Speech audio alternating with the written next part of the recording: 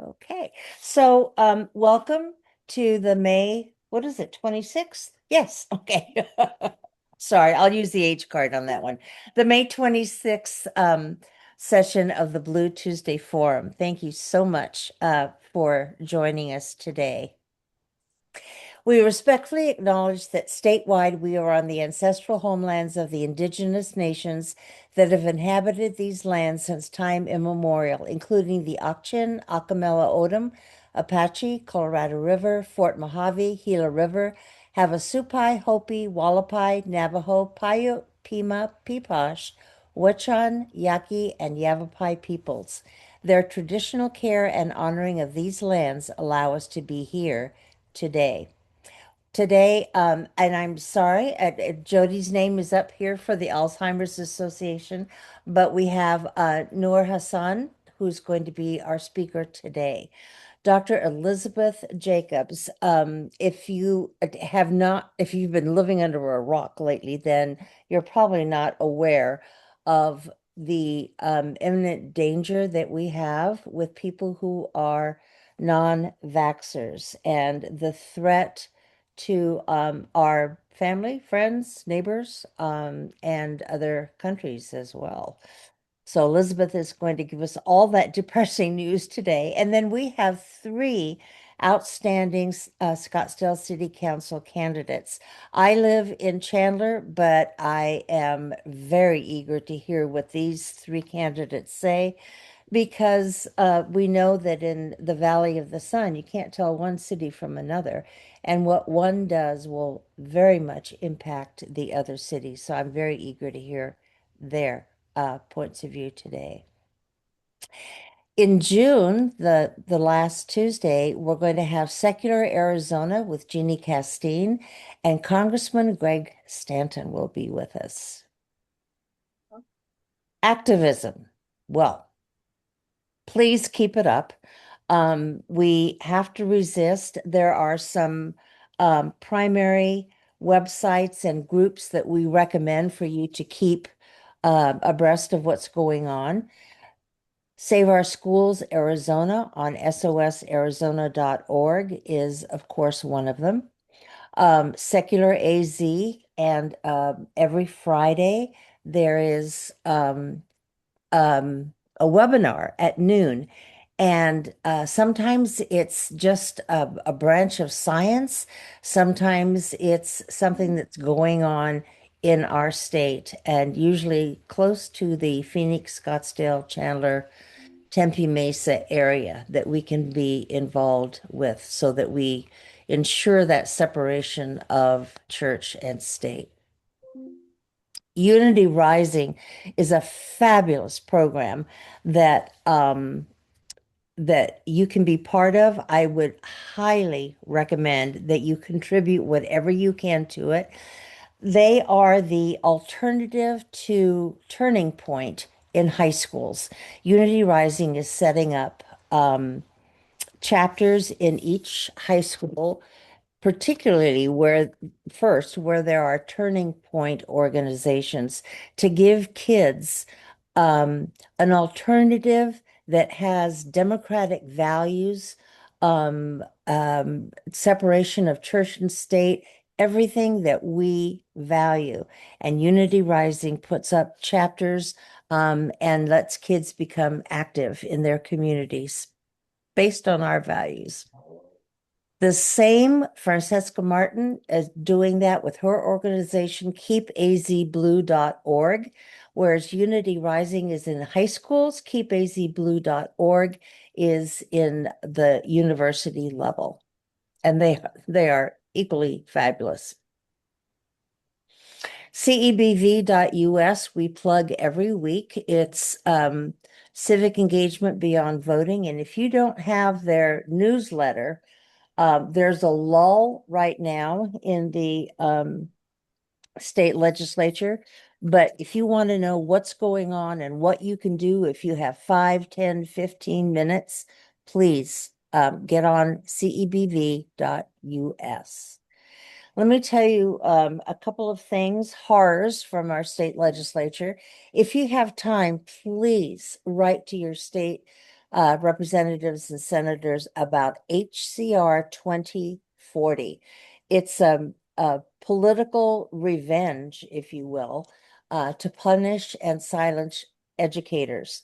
And if they are attacking educators so prolifically and violently now, that's opening the door for all of the other unions. So please, um, it is taking away all of the rights that teachers have right now with their contracts with the districts. We can send you more information if you like. Just let us know through our website. HB 4117. This is one that just came to my attention this week, again, through cebv.us. Under the guise of protecting religious activities, this bill would shred our First Amendment right to protest and could subject health clinic workers and LGBTQ plus advocates to felony charges just for protecting themselves against harassment. So it makes it a felony to intentionally disrupt a religious service or activity. And that sounds good. It specifies that a place of religious worship may be any location, whether public or private. It would effectively greenlight hate-based disruption targeted at anything that fundamentalists don't like, allowing it nearly everywhere. So we're talking legalized harassment. This would allow on sidewalks outside abortion clinics, on street corners, at pride events, at private businesses that ordinarily restrict disruptors from accessing their property, and possibly even in your own living room. Any agitator has only to say that they are engaging in religious activity to claim these additional protections. So, this bill, if passed, would subject anyone who protests political events at churches, such as Trump's recent speech at the Dream City Church. They would be charged with felony criminal charges for disrupting a religious activity. Volunteers at healthcare clinics who attempt to shield patients from protests could also be at risk of felony charges for interacting with the protesters. So please, especially these three, but any of your state representatives or legislators, if you can, write them, call them, email them, tell them, please vote no on HB 4117. Thanks. The budget crisis, as it was before, there's no budget yet from the GOP. They claim they're getting closer to an agreement with Governor Hobbs. We don't know because their original budget had this: a 1.4 billion with a B tax cut gift to the wealthiest, increased the private school voucher program with federal funds, a drastic SNAP cut, including 180,000 Arizona children, nothing for affordable housing, health care, or access to childcare, and no Prop 123 renewal, which is a loss of $300 million to the public schools. If you have not already, please make sure that you sign the Protect the Vote petition. It will protect what we enjoy today I don't, with our voting. it's supposed to be, Jerome, could you put yourself on mute? Thanks. Voting by mail, voting early, voting on election day, and so forth. So please sign that petition if you have not already had an opportunity to do that. If you don't know where to sign it, contact your local legislative district or Maricopa County Democratic Party or the Arizona Democratic Party. They all have websites and you can just click and say, I need to sign this.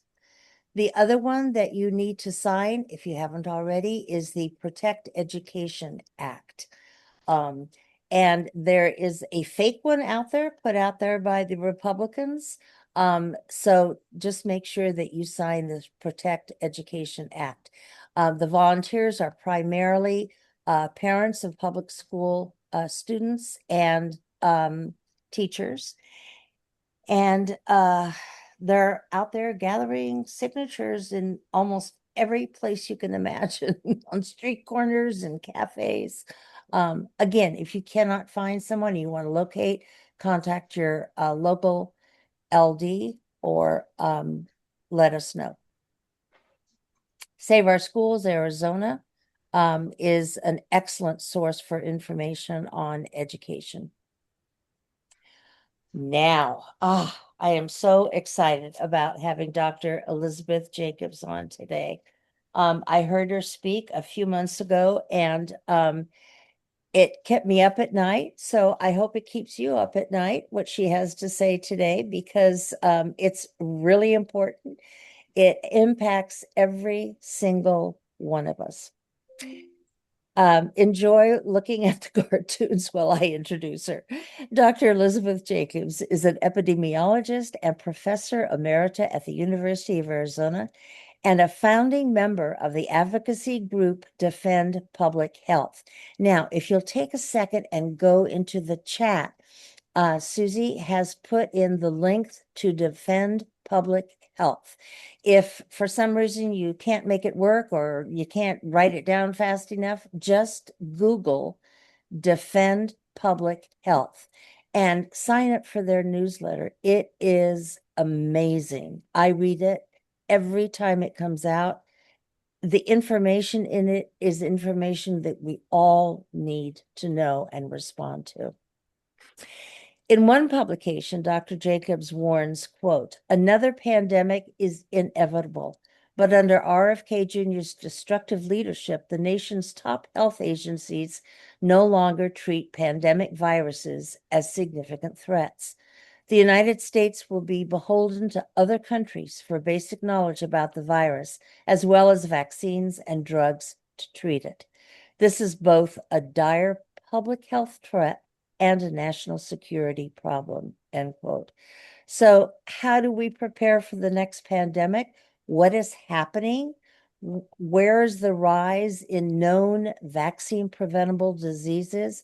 And what can we do about it? I am delighted and honored to present Dr. Elizabeth Jacobs.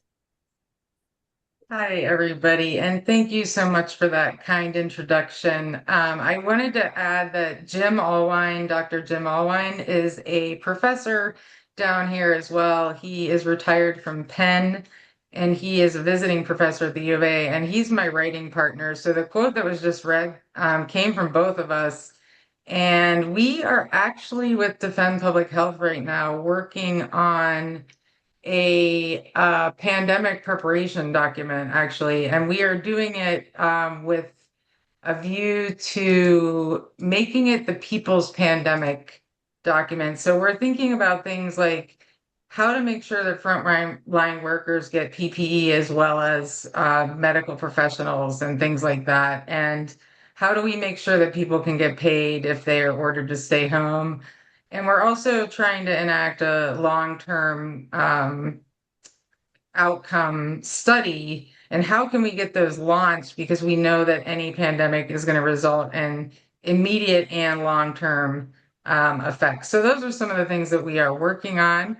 And thanks to that kind introduction, I don't really need to go through my title slide. I do encourage you all to go to our website to check out what we are up to at any given time. And today I'm going to focus on vaccine exemptions. And I did want to add, I'm happy to come back anytime to talk about some of the other massive concerns that are going on in science right now. But for today, I'll just stick with vaccine exemptions, and I'm going to start my timer so that I leave time for any questions. Okay, so you may or may not be aware of vaccine exemptions. I think a lot of people assume that every kid who attends school has had to get vaccinated because that's the law or that's the requirement for different schools. But that is not the case in Arizona or in many other states. So an exemption is when parents decide that their child does not need to be vaccinated, and so they don't get them vaccinated. And I'm going to talk about those procedures in a minute because all 50 states have a way for parents to get around the required vaccines for school entry. So there are three main categories of exemptions: a medical exemption. So if a child has cancer or another condition that is contraindicated for a vaccine, I think we can all agree that those are necessary and all states have them. Next, we have religious exemptions. 29 states have those, and that is a declaration that vaccines are against your religion and therefore you're not vaccinating. Actually, there are very few religions that have doctrine around refusing vaccines. And for example, the big three religions worldwide all encourage vaccination. So frankly, religious exemptions, in my opinion, should not be allowed at all. Finally, there's personal belief exemptions. There are 16 states with these, including Arizona, and these definitely should not exist. In these cases, people simply sign a form or just state that they don't believe that vaccinations are a good thing, so they're going to opt out. So there are only 5 states in the United States right now that forbid vaccine exemptions, except for medical. And those are New York, California, Connecticut, West Virginia, and the other one is escaping me, but yes, good, it's on the slide. So you can see here the different vaccine exemption policies. For example, here's Arizona, where you can use a religious or a personal belief exemption if you so choose. So each state sets its own protocol. Public health is very heavily it's mostly housed by the state. And this goes back to when the United States was forming and fighting over federal control or state control. And so this is one of the powers that they gave to the state, that public health would be in charge of the sole job of the state to decide what they're going to do about public health. And that made a lot of sense in the early 1800s when it took days to travel across the state. And if you needed a quarantine or something like that, that wasn't a big problem.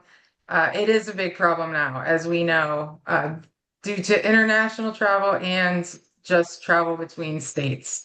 And I mentioned the different types of exemptions, but how you actually go about getting one of those varies a lot too. So you could just get a parental signature on a pre-printed form, or you might have to go to the health department in person and get a form signed and notarized. And I published a paper many, many years ago that showed that the easier it is to get a vaccine exemption, the lower the vaccine coverage is across the state. So there are definitely public health impacts to that. In Arizona, we have one of the easiest vaccine exemption protocols. A form can be completed by a parent at the time of enrollment, and in kindergarten, 5th, and 9th grade, any of those times you can opt out. And it's really easy to get a hold of this form. You can get it online or at school. Again, you only need the signature of the parent, and you can exempt all or select vaccines. Many years ago, my colleague Casey Ernst and I at the U of A worked with Will Humble at ADHS, and we actually got the form changed so that at least parents had to acknowledge the risks of what would happen if they chose not to vaccinate their children. But that has not stopped Arizona from now landing in the top 5 states, or I could say the bottom, with the most vaccine exemptions. So 9.1% of kids who attended kindergarten in Arizona in 2024-25 are exempt from at least one vaccine. And this is absolutely horrifying because for really contagious diseases like measles, we need to have 92 to 95% of the population fully vaccinated. So you can see with almost getting close to 10% exempted from these vaccines, we will start to undermine our herd immunity. I want to point out with shame, I want to shame Idaho a little bit too. Their vaccine exemption process is even easier than ours, and combined with some of the stuff going on up there, they now have 15% of their kindergartners going to school without vaccines. And this isn't a gradual increase. You can see right here, COVID exemptions just went through the roof. And one of these lines is Arizona, and the other one, oh no, sorry, this is Arizona, but this figure looks very similar for the United States as a whole. And you can just see that any exemption and non-medical exemptions have gone through the roof since COVID. And that is largely a result of rampant misinformation about COVID vaccines, stirred up by people like RFK Jr., who is promoting this idea of medical freedom. In other words, an individual can do whatever the heck they want when it comes to vaccination, in his view. And so this is the result. The problem with that reasoning, if we could call it reasoning, is that another person's vaccine status does, in fact, impact the entire community. So we know that vaccines, because of human biology being varied, do not have the same protection across all of us. There are people who will have less of a response, and in some cases, no response. That's very rare, but it could happen. And so, as we lose herd immunity, all of those people are very much at risk, including people who are immunocompromised. So, this is a community issue. It's a community problem. It's not an individual decision that doesn't affect anyone else. And this is an older paper, some data from it, but you can see the difference in measles incidence between people who have exempted themselves from vaccines and those who are vaccinated. And these are massive differences. This is measles, and then this is pertussis on the right. And so exemptors are 22 times more likely to contract measles. And this is a significant problem, as you know, especially with the current measles outbreak and the fact that RFK Jr. not only isn't doing anything to address it, but he's also actively encouraging the spread of disease because he is clearly anti-vaccine, no matter what he says. He has been at this for more than 20 years. He is not pro-vaccine. He is not pro-vaccine safety. He is anti-vaccine. And the reason he's anti-vaccine is because he makes money from being anti-vaccine, including through his group, the Children's Health Defense. So he is personally responsible for a massive amount of vaccine information through social media. He is one of 12 people that was identified as one of the primary purveyors of misinformation online. He fired every member of the advisory committee on immunization practices at the CDC and replaced them with his people. My assessment is that 80% of them would not have been considered qualified to serve. And a judge in Massachusetts agreed with me because a month or two ago, he stayed ASIP. They are not allowed to meet anymore because, as he said, these individuals are not qualified. That did not stop them from running rampant for a year and undermining numerous vaccines and also spreading misinformation about vaccines. But currently, there is no ASIP at all because the judge stated and RFK Jr. is not at all interested in having knowledgeable people advise him about vaccines. He has also placed completely unqualified political appointees at the head of CDC, including Jim O'Neill, who has nothing to do with science or anything else. He was a rubber stamp, a political appointee. He is currently gone, and Jay Bhattacharya has taken over as interim head of CDC while also leading NIH. Dr. Bhattacharya is a health economist and a doctor who never practiced medicine. His primary work has been in figuring out how to spend the least amount of money to keep people healthy. And he is wholly unqualified to have any role in public health whatsoever. Another major threat, and this just happened, and this is my last slide, and I'll wrap it up, that in November 2025, Vinay Prasad, Marty Makary, and Tracy Beth Hogue, all of the FDA, announced that 10 children had died from COVID-19 vaccines. They provided no data. They said they would share the data as soon as possible. 6 months went by, and just last week, Ron Johnson published on his website the actual report that was produced by the FDA. That report said that no deaths were classified as certain in relation to COVID-19 vaccination. 7 cases were possible and 2 were probable. In science speak, this is absolutely means nothing. So when you see data like this and you say, well, maybe it was related or probably it was related, that is not the same as saying that 10 children died from this vaccine. At the very most, it's possible that 2 did, but given their political agenda and the fact that they have just lied to us about 10 children dying, I have no reason to believe whatsoever that the COVID vaccination is responsible for any child's death. And I will add as well that what this study did not do was compare childhood deaths between vaccinated and unvaccinated children. That is the comparison that has been done. There is no difference in childhood mortality between those 2 groups. And that is not another question that was not answered by this. So yes, if I sound angry, it's because I'm furious, because when the United States government is lying to the public about something as serious as vaccines, we should all be outraged.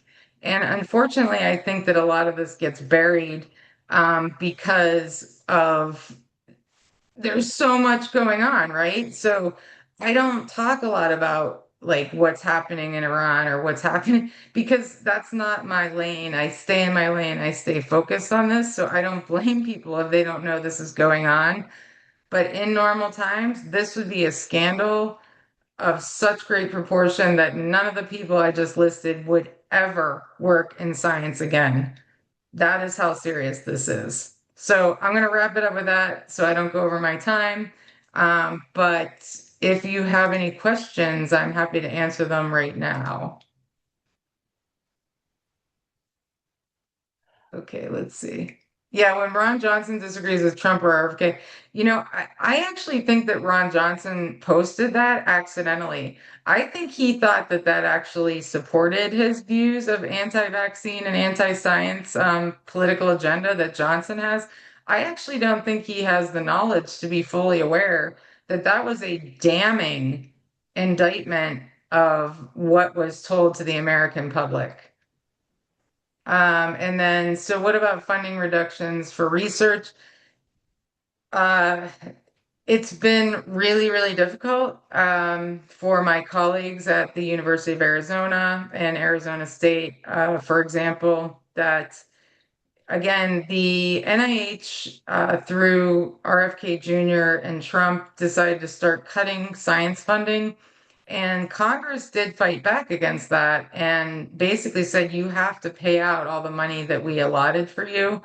But unfortunately, through, I would say, well, I won't get into that, but because DOGE fired so many people at the National Institutes of Health and the National Science Foundation, the people who are responsible for sending the money to researchers are no longer there. So there is, I can't remember the exact figure, but a drastic reduction in how many scientific grants have been funded this year compared to other years. It was lower last year and it is significantly lower this year. And how does that impact Arizona? Well, for every $1 that is given for scientific research, it generates about $3 of money into the local economy. So Arizona State, U of A, NAU, all of these schools are going to get really hammered with that. And this is in an environment when universities are running out of money as it is due to state cuts as well. So we heavily rely on federal funding. Before I retired, my position was paid 51% by the University of Arizona and 49% from I had to get on my own from federal grants. And so if it's really difficult, to get that funding, then not only are you losing the research, but you're also going to lose the scientists. And it was mentioned before this meeting started that scientists are leaving the US. That is correct. Canada has been particularly aggressive at trying to recruit our scientists, for example. So, yeah. And as I said in the chat, NSF, yeah, they're trying to move science into artificial intelligence sphere, and they're certainly not allowed to do any work around underserved population, racial or ethnic differences, things specifically related to women, transgender health. It's outrageous what has been done, and a quote from Jay Bhattacharya or Kennedy was saying, well, do you want to pay for this research on health disparities? Because it's never produced anything useful. I would argue that health disparities being addressed is the number one thing that could actually raise the water so that all the boats can float. But they're not interested in that at all. So that is a serious problem. Elizabeth, I can't thank you enough for being our guest. Everything that you've said and referred to is the tip of the iceberg. And it's really, as I said before, every one of us is impacted negatively by what's going on today. If you don't do anything else today, please go to Defend Public Health. You can just Google it, or you can use the website that's in the chat and get the newsletter. I don't know, have a glass of wine or something before you read it so that you're not totally depressed. But there is so much going on that we need to be aware of, and there is so much that we can do. And it doesn't take going somewhere or standing on a street corner. There's a lot you can do on your computer to make a difference. Numbers matter. And so please go to Defend Public Health. Thank you. Susie's put it in again. And again, Elizabeth, thank you so much for being our guest today. Thank you for having me. And I'm looking forward to the next talk. I'm going to stick around for that too. Oh, Thanks. good. Okay. All right. Well, our next guest is Nour Hassan, and I hope I pronounced that correctly. Yes, that's correct. She's with the Alzheimer's organization. And the first time I heard a representative from the Alzheimer's Association, I thought, oh, well, it's not in my family. I don't have to worry about that. And, there was a lot in that presentation. I thought, oh my gosh, this is stuff that everybody needs to know. Not because you're afraid that you're going to get, but there's just really important information about yourself, your family, dealing with other people. Nour Hassan is a community representative for the Alzheimer's Association. She's also a student at ASU majoring in biological sciences, neurobiology, and psychology. She works and volunteers with Hospice of the Valley, where she facilitates a volunteer group for adults with dementia and a support group for adults with mild cognitive impairment. Nour also coordinates a program for ASU students to get involved in dementia care called the RISE program. It's my delight and honor to introduce Nour. Hi, thank you so much. I'm so excited to be here, and I've been learning a lot myself too from you guys. So, yeah, I'm just really excited. I'm gonna go ahead and share a little presentation that I have. Right. Here we go.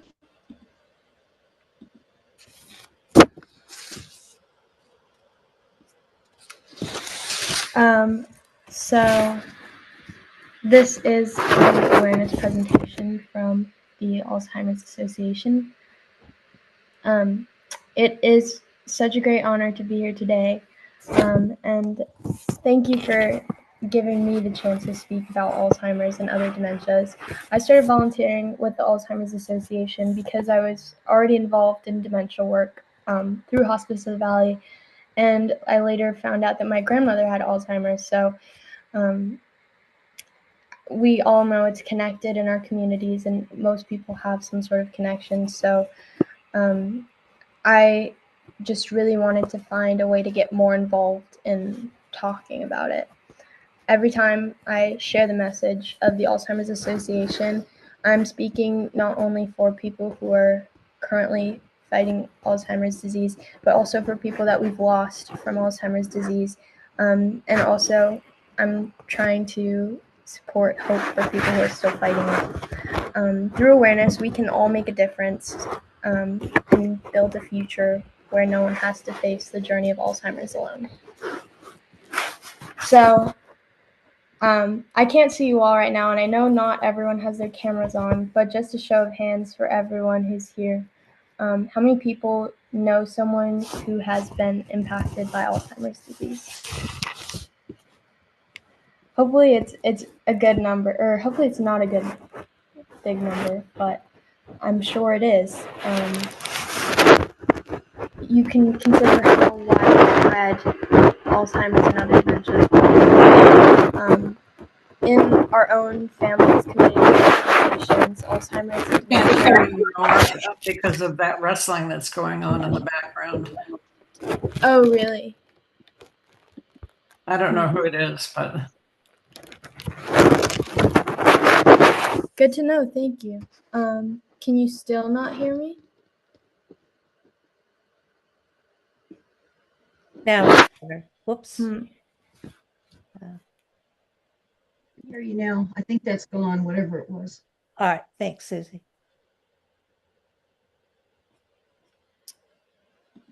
All right. Is it easy to hear me now? Yes, you're fine. Okay, thank you. So I have a brief video that I want to show you all that kind of puts into perspective how common Alzheimer's is. Let's click here.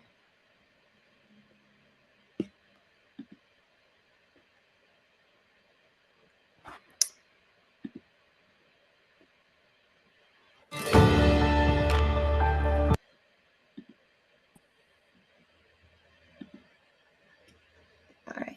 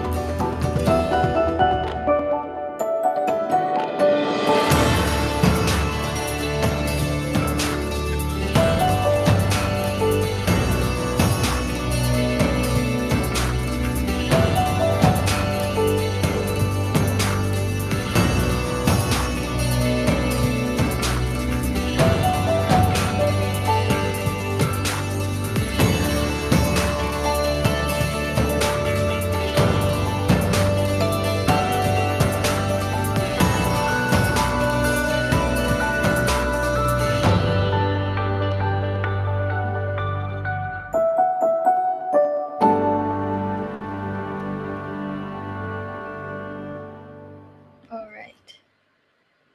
So, oops.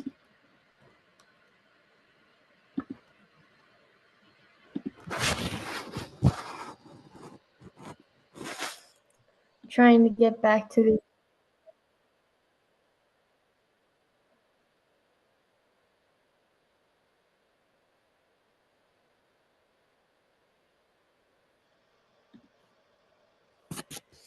all right.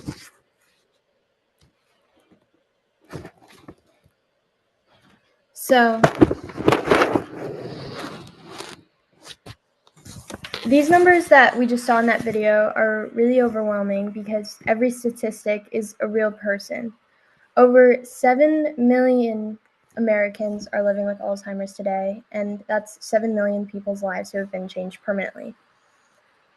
And nearly 12 million people, which includes spouses, children, other family members, friends, are providing care for a person with Alzheimer's or other dementias. And this costs a lot of time, it costs energy, and it takes out of people's health and well-being. Alzheimer's isn't just a disease of memory, it's a disease that can rob people of their futures. And it's also one of the most expensive conditions in our society. It drains families both emotionally and financially. If we don't act now, the toll will continue to grow on our healthcare system and communities. My hope with this presentation is that I'm able to inform and inspire people, and also to support people who might be struggling with Alzheimer's or have family members who are struggling. Because with awareness, we can all make a change for the future. So I'll talk a little bit about what different kinds of dementia are and what dementia is. I think that there's a lot of confusion between Alzheimer's and dementia and what the difference between those things might be. They're sometimes used interchangeably, but they don't mean exactly the same thing. The truth is that dementia is not a single disease. It's actually an umbrella term like heart disease to describe a bunch of different conditions that affect memory, thinking, and language, and problem solving, and a lot of the time also personality. The changes are serious enough to interfere with daily life and independence, and they don't just affect the person living with dementia, but also their families, relationships, and communities. Alzheimer's disease is one cause of dementia. So that's the difference between Alzheimer's and dementia. Alzheimer's accounts for 60 to 80% of cases of dementia, but it's not the only cause of dementia. There's also vascular dementia, which is caused by tiny strokes or blood vessel blockages in the brain. Some people experience mixed dementia, where more than one type of brain change is happening at the same time.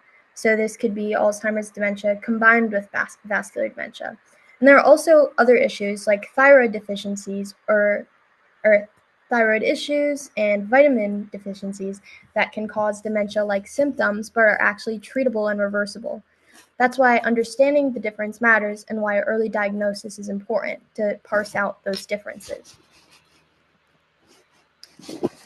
Alzheimer's is the most common cause of dementia, and age is the greatest known risk factor to Alzheimer's. But it's also important to understand that Alzheimer's is not a normal part of aging. Most people living with Alzheimer's are 65 or older, but it can also affect people much younger. When someone's diagnosed before the age of 65, it's called early onset Alzheimer's. And these individuals are usually in unique stages of life where they might still be caring for their children and also caring for their parents. So acknowledging different stages in life that people might be facing with Alzheimer's is important because there are unique challenges associated. On average, someone diagnosed with Alzheimer's lives 4 to 8 years after, but some live as long as 20. Every journey is different.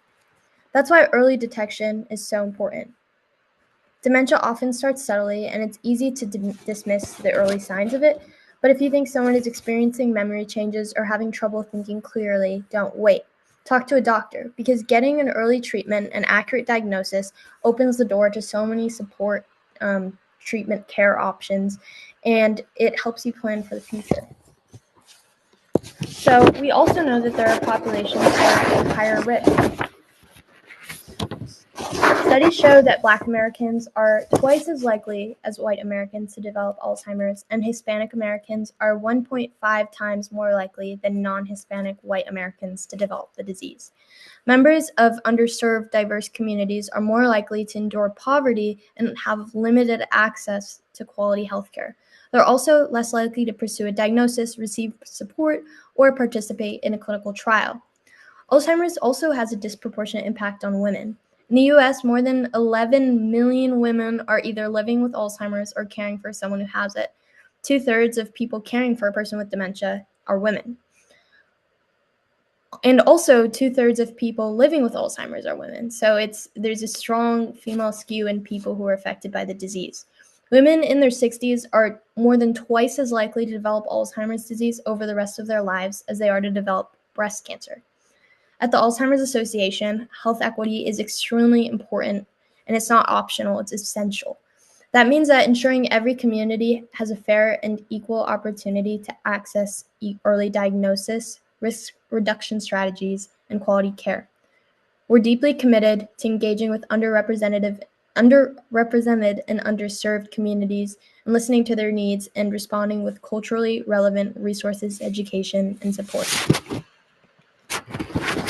Because Alzheimer's and dementia have such profound effects on individuals, families, and whole communities, all of us should be equipped to recognize the warning signs.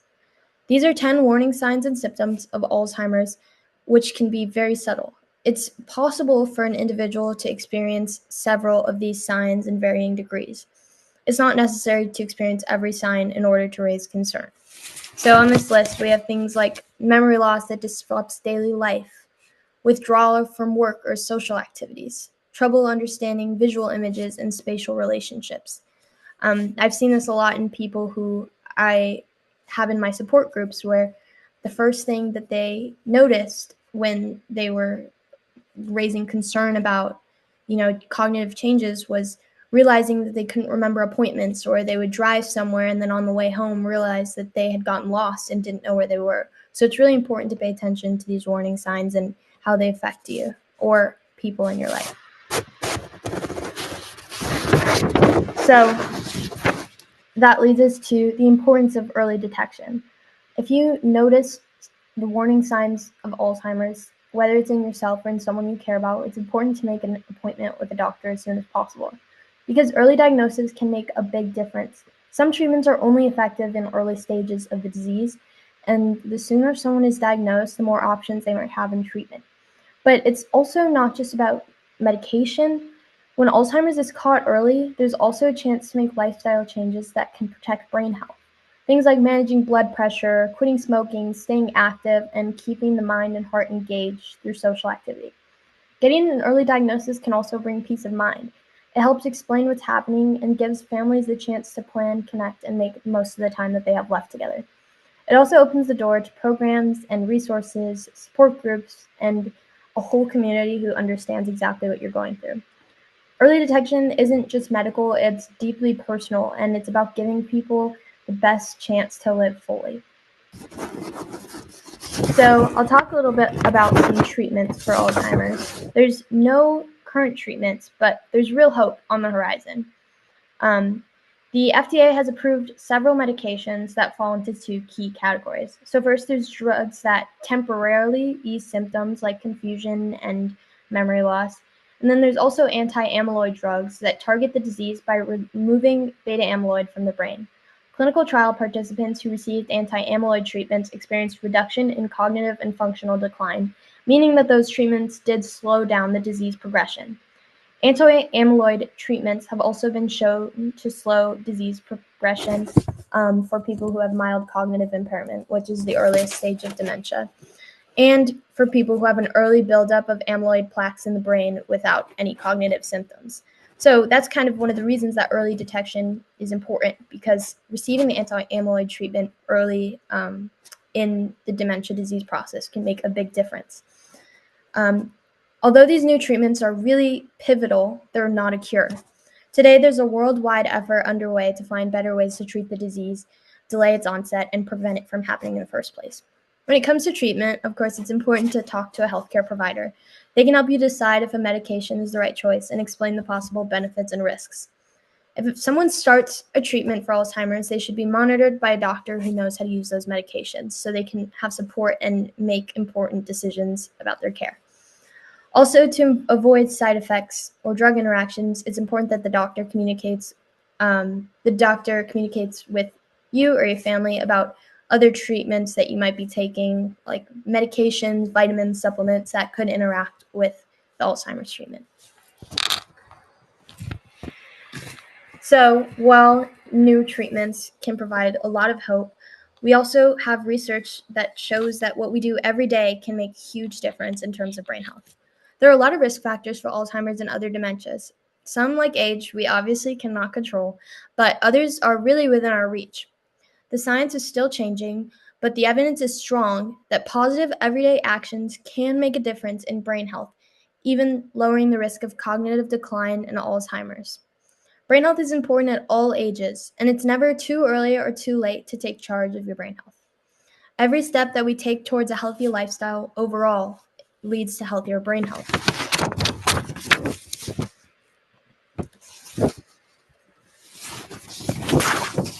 One of the most common questions that people ask the Alzheimer's Association is how people can improve their brain health or lower their own risk of dementia. We've known that many behaviors and conditions can affect the risk of cognitive decline and dementia, and now we have evidence that there are positive things we can do to prevent, not necessarily prevent, but slow or protect against Alzheimer's disease.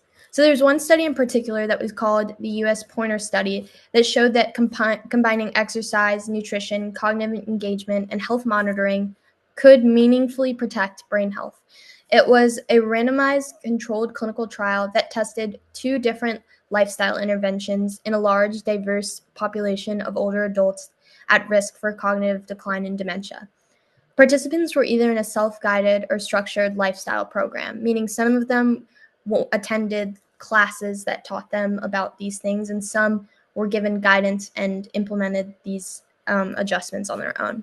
You can see from this slide that cognitive function improved for both groups, but the structured group that followed the recipe showed the greatest benefit, performing at cognitive levels comparable to adults nearly 2 years younger. This was a really powerful study because it shows that healthy behaviors can have a powerful impact on our brain health. So there are also healthy habits that we can do to protect our brain health. You can see that these are some of the actions that come straight from the study that we just discussed. So things like staying in school. Education at any stage in your life can reduce the risk of cognitive decline. Or staying moving. Engaging in physical activity increases your heart rate and therefore increases the blood flow to your brain. So it's really great to just get active. All of these things can have a really significant impact on your brain health and protect you. So what are some resources that the Alzheimer's Association particularly can help with related to Alzheimer's disease? So first, there is a 24/7 helpline. It's always open day or night, weekends, and holidays. So whether you're living with dementia or you are caring for someone who's living for dementia or you're just looking for answers, there's always trained professionals on the line who can provide confidential support and guidance. There's also the Alzheimer's Association website, which is alz.org, and it connects individuals and families to local programs, services, and education. So if you're looking for things like support groups or help with planning the future or more information about Alzheimer's, the website can help with a lot of that. We also offer education and support programs, both in person and online. And these programs can cover things like the basics of Alzheimer's and advanced caregiving strategies and professional training. They're designed to reach all kinds of communities and are delivered by staff, volunteers, and partners. So one of those programs would be this one. Many of them are also available on demand with videos and interactive online lessons, so you can learn at your own pace if that is preferable to you. For caregivers of individuals with dementia, there's also support groups that are virtual and in person. And there's also an app called Alz Connected, which is an online community where people can talk about their own experiences with Alzheimer's. There's also Alz Navigator, which is an interactive guide that helps families create personalized action plans based on their unique needs. And through local partnerships, we provide early-stage social engagement programs to help people stay connected and active. There's also the Alzheimer's Association Trial Match, which connects individuals living with cognitive impairment with current research studies. So individuals who might want to try clinical trials for particular medications or interventions. It helps you find clinical research that you are eligible to participate in, whether you're focused on things like treatment, diagnosis, or prevention. You can confidently search through hundreds of drug and non-drug studies, which I think is a really, really cool resource.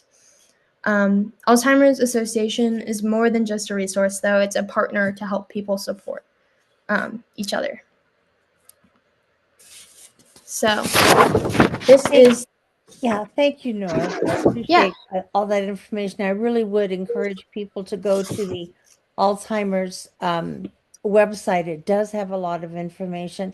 And as I said in my introduction, I had not been thinking about Alzheimer's or concerned about it, but there are a lot of useful tips that we can use in our relationships, in our family, and with our friends and family. So thank you again, Nour, for being on with us today. Yeah, thank you for having me.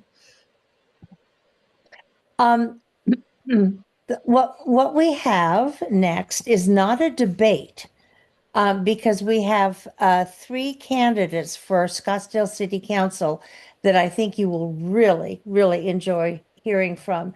I live in Chandler, but the issues are the same. And I'm just amazed that we share all these. Well, of course not, because we get geographically close. Why wouldn't we? But I'm eager to find out what these 3 candidates have to say about the issues that impact us all, regardless of where we live.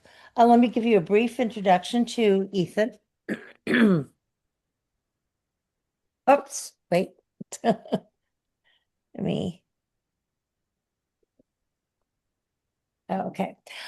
Ethan Knowlden is a legal and business leader with over 35 years of domestic and international transaction experience. Born in New York, Ethan grew up in a small town with 1 traffic light. He began his career as a financial analyst on Wall Street. After receiving his law degree, Ethan settled in Dallas to practice. The opportunity to move into a leadership role with a biotech company took him to Silicon Valley, then to London. Closing his professional chapter, he moved to Scottsdale in 2018 and began serving his community as president of the DC Ranch Community Council, president of the Scottsdale Industrial Development Authority, and a board member of the Arizona Housing Coalition. Ethan is blessed by the love and support of Leanne, his wife of 18 years, and his son, Cole. Ethan, it's a delight to have you today. Thank you so much, Janie, and thank you so much for having me, everyone. I appreciate the time. Let me, first of all, you've now covered all of the kind of credentials for me. I appreciate that. So I don't think I need to go through that too much, but I'm going to start my timer and make sure I don't go over. My wife does talk about running for office as the world's longest job interview. And so there are some credentials involved in it for sure. And I really want to encourage you as you begin to look at the candidates to assess their credentials and really see, are these the folks that you feel comfortable leading the city forward? But let me go back a little bit. So I think, Janie, you mentioned that I was born in New York, grew up in a 1 traffic light town. Well, I like telling stories because maybe it helps people to understand a little bit about me in a more personal way. So I want to talk about my brother, Rick. So my brother, Rick, was actually 10 years older than me. And my parents assured me that I was planned, but I always kind of doubted that. But there were other differences between Rick and I. Rick was super smart. He was super book smart. He was smart to the extent where he, at 16, skipped 2 grades in high school and went off to college on a full ride academic scholarship. My brother and I really never competed, academically or otherwise, because we were 10 years apart. But he did set a lot of kind of standards for me to try and achieve. And I realized over time that while I was smart, I certainly wasn't smart in the way that my brother was smart. And something else was going to have to happen for me to reach those levels of achievement that my brother reached. I realized I was going to have to work harder. I was going to have to network more. I was going to have to take risks. And that really did kind of define my career, is that I learned how to hustle. I learned how to really work hard. And I'm very proud of the achievements that I've had over the years. I had a career that took me all across the country and the world, frankly. And I got to work with people, in Asia and Europe and Latin America. And it was just fascinating for me. I have kind of multiple sets of skills. So I can read a spreadsheet, I can write a contract, I can be creative because I actually do have an art major in my background as well. But my fundamental skill set is bringing people together, finding common ground, negotiating terms, and getting the teams to move forward. That does seem like a skill set that's kind of missing on council. The other thing before we leave my brother Rick and the concept of hustle is I want to say that's the effort that I will put in not only for campaigning, but also for serving. When I decided to run for office, I was told be at everything. And so I've taken that lesson to heart, and I've tried to be at everything here in Scottsdale, try to talk to all of the community leaders, knock on as many doors as possible. I think we're up to about 5,000 total. And that's as hard as I'll work for you on council as well. But let me then pivot a little bit more and talk to you a little bit about my experience in Virginia. So I went to law school in Virginia, a different place certainly than my upbringing in New York. So I went to University of Virginia and actually went back for my reunion, which was my 35th reunion. So now you can do the math and figure out how old I am. Obviously, at the University of Virginia Law School, there's lots of smart people. There's also lots of wildly divergent views. I can claim Laura Ingram and Ken Paxton as two of my classmates from University of Virginia. Obviously, I don't share a lot of views with either Laura or Ken. But what's important is that at a school like UVA, we learned how to vigorously debate issues without actually undermining each other, being mean, belittling each other. So even, at reunions, we come back together and we debate issues in a civil manner. I'll contrast that with the way our current council seems to debate matters. It looks more like a world wrestling brawl than it does a civil debate. Be that as it may, it's one thing that I've loved about my entire career is being around smart people. I like to think of myself as smart, but the most excited I get is when I'm actually the dumbest person in the room, because that means everybody around that table is super smart. And I'm so excited about the possibilities of what we can achieve. I've always said, you never know where the good ideas are going to come from in the room. And that kind of leads me to this concept of leadership. The first time I was asked to lead a team was actually in London.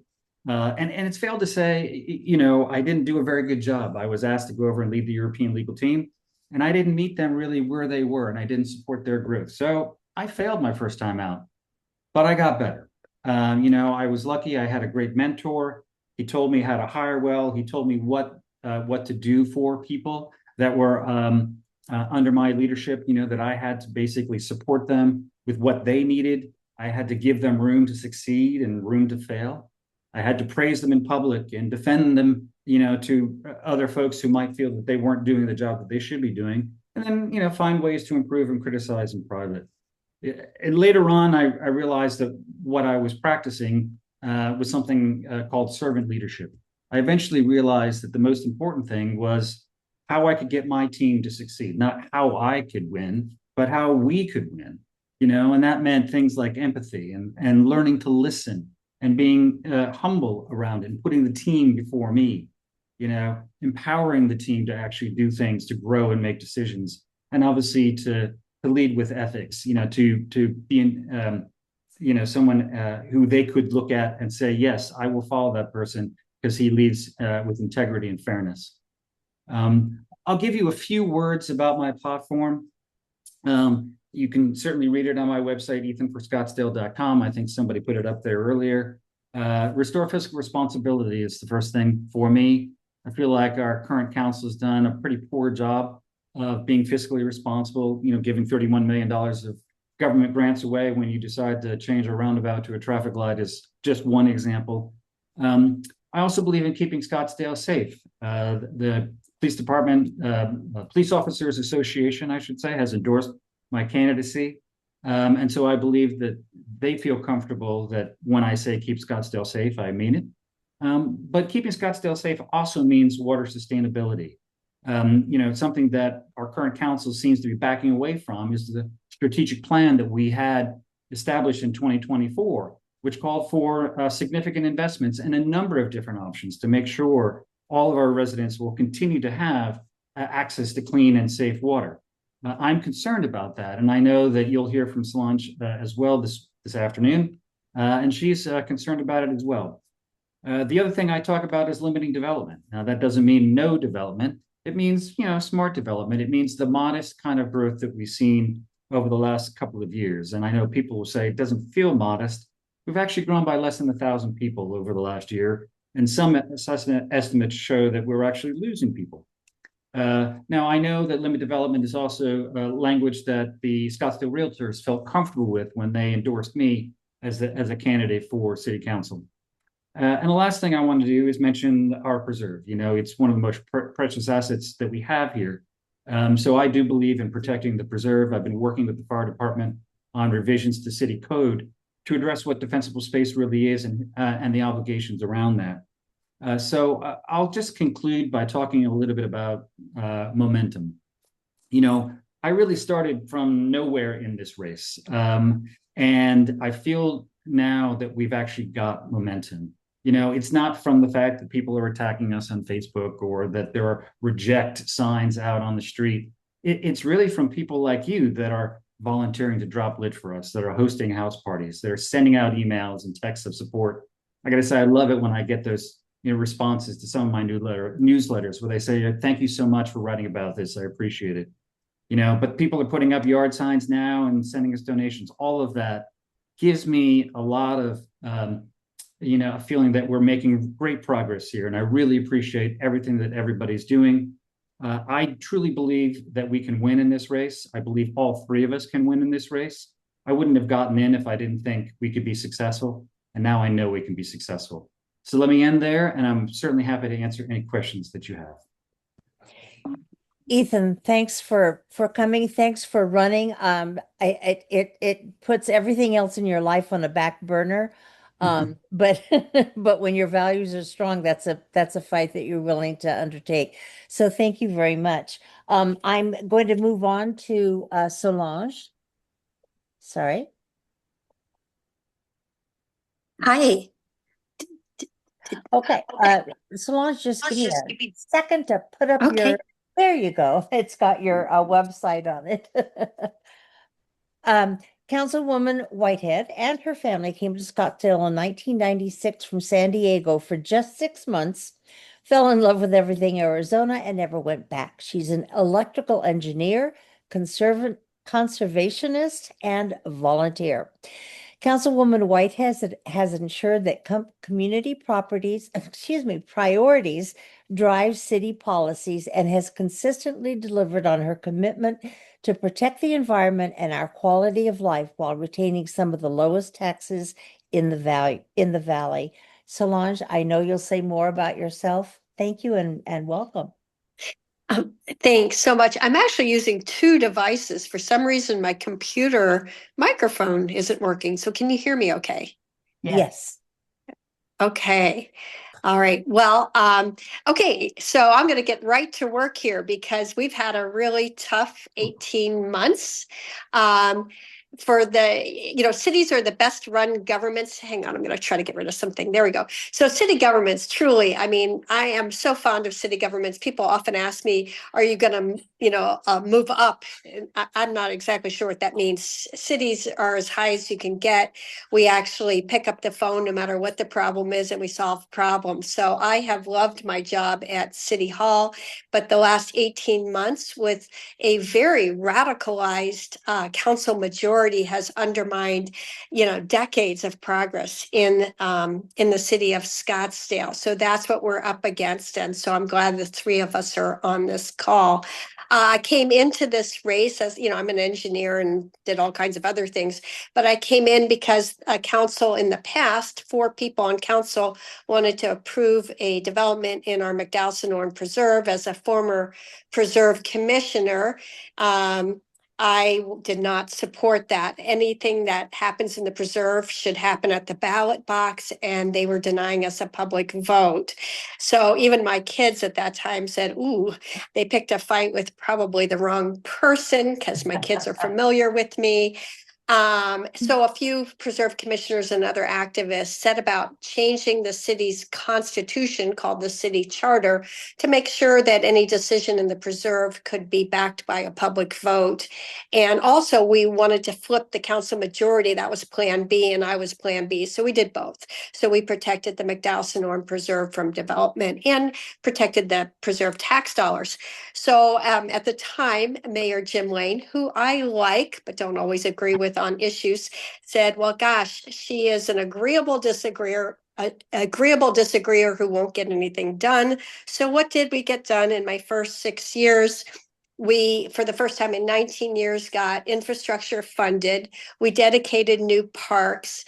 We adopted new building codes that conserve water and protect against urban heat. We doubled the financial reserves. We funded PD and FD, fire and police, made those pay and benefits competitive again. We lowered tax rates, and we paid down the ballooning pension fund by $150 million. That's just a short list of what we did. We changed the character area plan in Old Town, so we got rid of those tall buildings to protect our look and feel, and required open space and pedestrian infrastructure and more robust landscaping and trees. And my greatest achievement, as far as I'm concerned, was with an expiring preserve tax in 2025. I helped initiate a process to look at extending a tax. We like to sunset taxes so that every generation gets to decide what they need. So we had a 2-year community process to extend that tax at a lower tax rate to reinvest in our southernmost parks, which had been neglected for decades, and have the investment, the maintenance fund, move north as the years went on, and also mitigate against wildfires, which we're experiencing at a much greater rate here in the preserve and surrounding NAOS areas and neighborhoods. So, of course, everybody that I sit with on the council, except for my good friend, Marianne McGowan, campaigned against Solange's big tax increase. Again, it was a tax decrease. And many voters received a card requesting that they vote against this Proposition 490, it was called. Well, we passed Prop 490 in every single precinct, proving a couple things.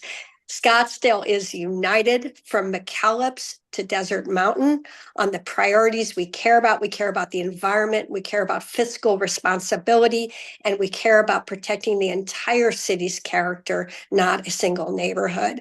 So that was a huge victory. And what we've done there, we're already home to the largest urban preserve, and now we've created a maintenance fund, which from sales tax. And that's just very, very unusual, where we've protected against economic downfalls by creating this dedicated fund. And it also puts police in our parks and preserve, and gives our fire department the equipment and staffing they need to not only fight or prevent wildfires, which is the cheapest path, but also to have the equipment and manpower that they need. So it's been a great 6 years. The threat that we're facing now, again, is this idea that you can override policy and you can override existing projects without data-driven decision making, without community engagement and outreach, and even without a full council public meeting. So that has cost taxpayers tens of millions of dollars and is undermining our safety and has caused the city to lose 200 to 300 years of technical expertise on staff. So that threat is that, and we've put residents in the back seat. Something that we've always done, which is listen to residents at the beginning of our meetings because they alert us of problems before they become really expensive problems. Those comments offended council members because they weren't representing our residents, so they stuck residents last. They made residents last on public comment. I mean, that's free. The minute I get a council majority, day one, we put residents in the front seat again.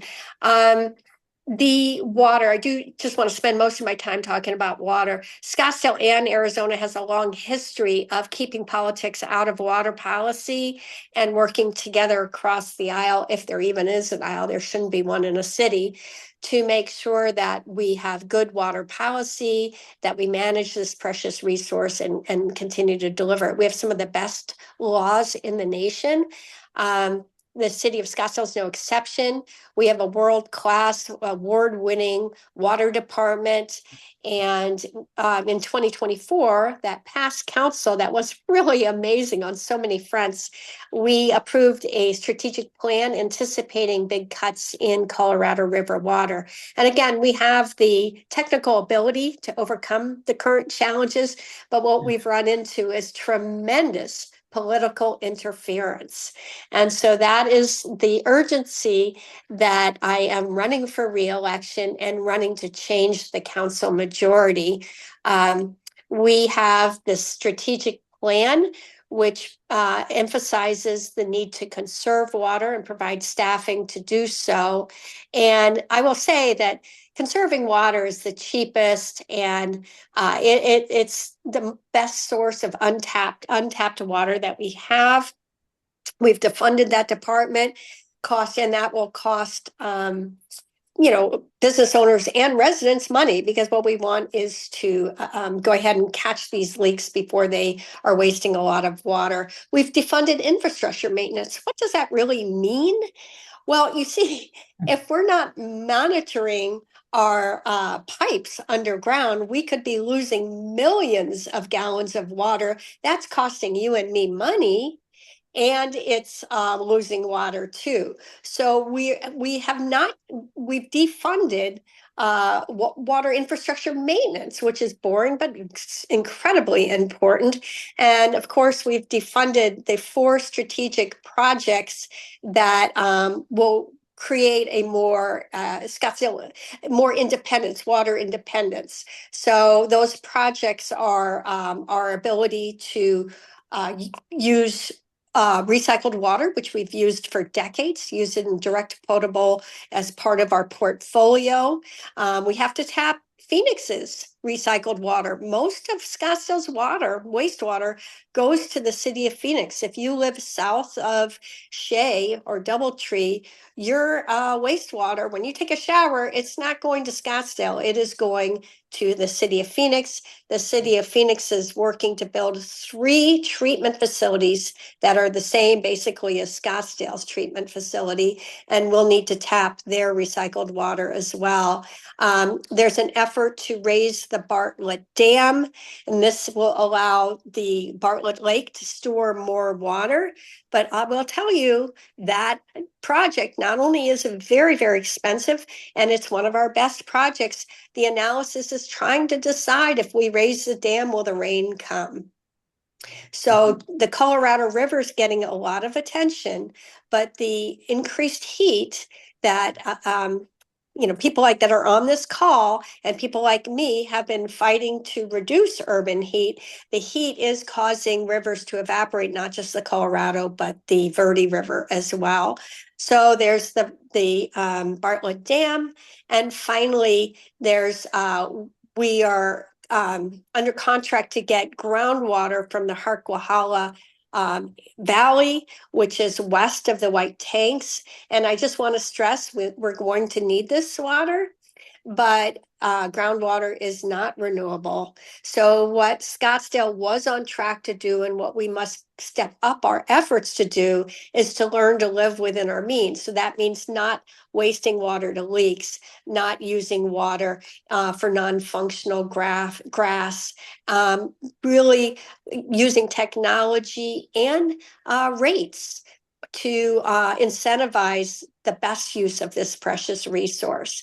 So that's just some of the challenges I'm dealing with this year. I will say that despite every attempt by the current really extremist council majority to stop your voice from mattering, we have beat them back by stepping up and stepping up loud. This council tried to rewrite a voter approved general plan and eliminate all the words diversity and conservation and environment. I think sustainability, such words. And they tried to do that, as you might guess, in the dark. And oops, the city manager, who seems to report to those 4 council members, thought he could do it without telling me. I am his boss. It's a bad idea to keep secrets from your boss.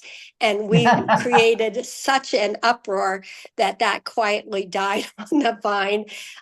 The city council majority also tried to defund a wildlife overpass that's critical to get wildlife and people from one side of the preserve to the other side, crossing basically Dynamite Rio Verde. Again, over 2,000 people signed a petition in short order. That scared some of my council colleagues. I'm told, somebody told me they were afraid of me, and I'm not really that big. So, but Solange, that's I'm fine. sorry. I'm going to stop you there because we want to make sure we have time for Raoul. Okay. Yeah, I wasn't keeping Thank you. track of time. But anyway, as you can see, I need help, and I'm glad you're invited all 3 of us on here. So I love my job. I want to keep my job, but let's make it a better council. Thank you. Thank you, Solange. Raoul Zubia is a lifelong resident of South Scottsdale and a proud graduate of Coronado High School. He has served as the chair of the Human Services Commission, vice chair of the Protect and Preserve Scottsdale Task Force, and president of Partners for Paiute. He also serves on the EVIT Foundation, the Charo Foundation, the Scottsdale Unified School District Foundation, and the Parada del Sol Committee, where he is the voice. He received Scottsdale Leadership's Hodges Award in 2021 and was inducted into the Scottsdale History Hall of Fame in 2024. Each of those roles strengthened his belief in what makes Scottsdale thrive, which is strong neighborhoods, safe communities, and a commitment to working together for the common good. Welcome, Raoul. Raoul, you're not on speaker. Sorry about that. There you go. Thank you. Welcome. I appreciate it. And I promise not to hold you guys up any longer. I'm probably the last thing between you and the rest of your day. So thank you for having me. I appreciate it. Yeah, as was mentioned, I am a lifelong Scottsdale resident, South Scottsdale resident, where I was raised, went to Coronado, just to give you an idea. Well, you already heard that word. I grew up, still live in South Scottsdale. As a matter of fact, when elected, I will be the first representative of South Scottsdale that was born, raised, and still lives in South Scottsdale. So I'm looking forward to that distinction. One of the men, and Ethan and Solange touched on virtually everything that I was going to talk about, because we seem to have the same things in place, and that is making sure that our voters, our citizens are listened to. We have a 4-3 majority, far right majority, who just determines before they get to the meetings what they're going to do, how they're going to vote, and they don't even bother to talk about it. They'll let the citizens talk about it, but then they've already made up their minds. So when I was born in 1960, we had 10,000 people in Scottsdale. And in that time, we have seen it grow to 250,000 people. It's one of those cities that's enviable, because people, as I tell people, we get to do every day what people plan their vacations around. And when you have people coming here for the Barrett-Jackson Auto Auction, the Phoenix Open, spring training, you have people that are coming here to take part in what is so great about our city, not only the weather, but the way what we are as a city when it comes to attracting visitors and welcoming visitors. We don't see that with our current council. We're seeing that as a deterrent. I'm hearing from people who have visited and I've spoken to and said, what is going on with your city? It just does not seem to be that same place, that same charming place that it used to be. And as I tell them, I said, we're still that city. Don't let the current council tell you otherwise, because we still are that charming, welcoming city that we've always been. And one of the things that the current council did, like day one, hour one, was get rid of DEI. And that tells people, hey, we like your money, but we don't like you. So please don't, you can spend your money, but please go away after that. We don't welcome you. That is not the city that I grew up in. That is not the city that all three of us want to see going forward. In the past, we've had some great community and leader getting together and deciding on things that move Scottsdale forward. Solange touched on one of them, and that's the preserve. We were able to take a landmass that is bigger than San Francisco and keep it as it is, pristine, and making sure that it's going to stay that way in perpetuity. The other thing that we did was when it came to the flood zone in Scottsdale, originally the Corps of Engineers wanted to put a cement canal right down the middle of what is now the Greenbelt. Citizens and leaders got together and said, nope, we can do better, and created the Greenbelt, which is also an attraction to people who come here. You have 11 miles of parks, 11 miles of walking and bike riding track, and just those things that kept Scottsdale moving forward, those things that kept Scottsdale continuing to be the enviable city that it is. So when I'm on council, I want to make sure that we continue to be that voice for the citizens, that we continue, that Scottsdale knows how to act, knows how to plan, and listens to the voters. One other thing that the current council did was take the comment section, which was normally in the front of the meeting. These are people. This is just unagendized items that you just want to get in front of your council and speak what's on your mind. Since our meeting started at 5 o'clock, a lot of times the people were coming from outside of work, maybe from work or outside, and they would come in, stay there 3 minutes, and go home. Well, current council moved it to the back of the meeting, which means if you want to say what's on your mind, you have to wait until the meeting's over, which could be 2, 3, sometimes longer hours meeting, to be able to give your 3 minutes. That has really deterred the number of speakers that now sit around and wait and speak their mind. And as an elected official, that is not how you should act. You should be able to just let them say their piece. And if it's criticizing you, hey, that's what you got in it for. You want to make sure that people can speak their voice and say what is on their mind. So as it said in the bio, I care deeply about the city and the generations of leadership and community spirit that has made what it is today. So I want to continue to keep Scottsdale. I want to continue to move it forward so that we can continue to be the enviable city that we are and be proud of who we are. So with that, I thank you, and I'll also answer any questions. Raoul, thank you so much for being with us. All three of your websites, all three candidates' websites are wonderful. And you've all touched on issues that are not peculiar to Scottsdale. We have those same issues in Chandler and Mesa, Tempe. So thank you very much. And I honestly wish the three of you good luck in the elections. Thank you. And please, Thank you, Raoul. with our Thank you. Audience today, please go to their websites. They have a lot to say that reflect our values, and we wish all three of them very good luck. Thank you.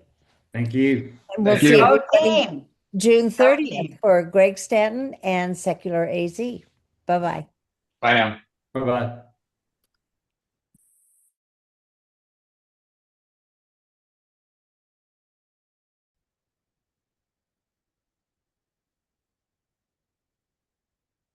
Bye-bye, Solange. Linda here. Thank you. Hi, Linda. How goes it? Hi, Mike. I only figured out the audio. Good to see ya.